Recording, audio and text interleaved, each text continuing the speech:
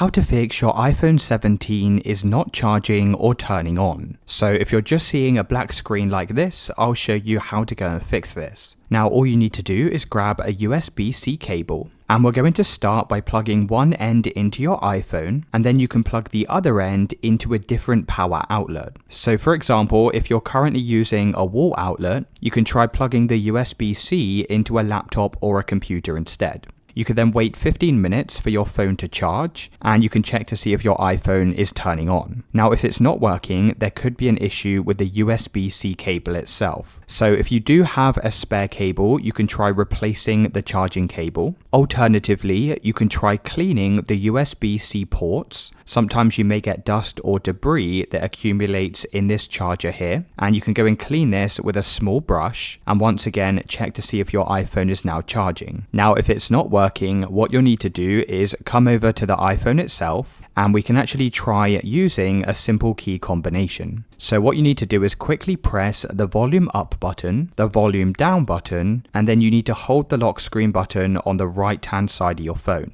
Now you're going to continue to hold this lock screen button down for around about 45 seconds. So even when the screen is black, just continue to hold this button down. After about 30 seconds, you should see the Apple logo appear on your iPhone. When you see the Apple logo, you can then release the lock screen button. You can try turning your phone back on, and that should have fixed the issue where it's not charging or powering on.